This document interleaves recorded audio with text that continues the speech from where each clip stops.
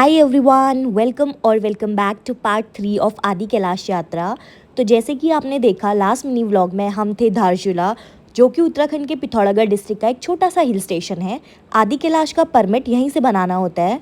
आज हमें पहुंचना था गुंजी, जो कि यहाँ से लगभग 70 किलोमीटर की दूरी पर था। धारचूला से 5 किलोमीटर का सफ़र तय करने के बाद मिलता है तपोवन।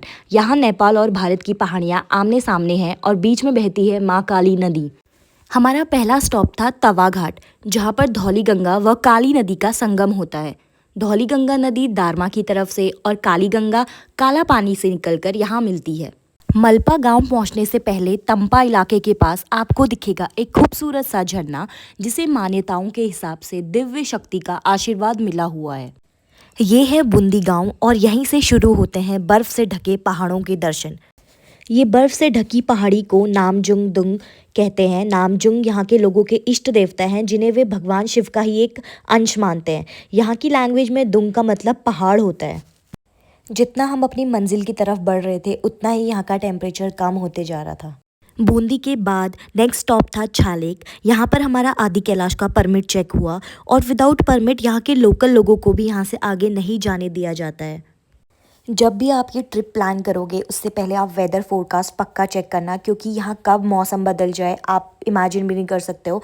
हमारे टाइम पे मौसम बहुत अच्छा था और हमने बेस्ट व्यूज़ इंजॉय करे यहाँ। लगभग 7 बजे के करीब हम पहुँच गए थे गुंजी, और गुंजी में भी आपको बहुत सारे होम स्टेज़ मिल जाएंगे, लेकिन हमने डिसाइड करा कि हम नाबी गाँव में जाएंगे, जो कि लगभग गुंजी से 4 किलोमीटर की दूरी पर था।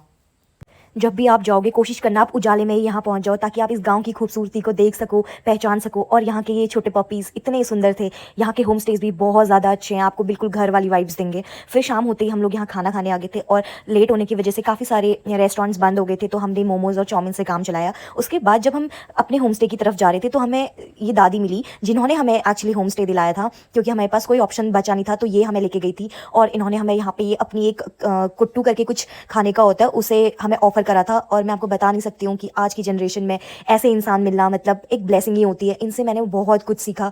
जहाँ आज की दुनिया में हम लोगों पे विश्वास नहीं कर सकते, इन दादी ने हमें अपने घर पर बुलाया, बिठाया और अपने हाथों से बनी रोटी खिलाई। And I got so emotional, क्योंकि ऐसा प्यार मिलना इस दुनिया में बहुत मुश्किल है।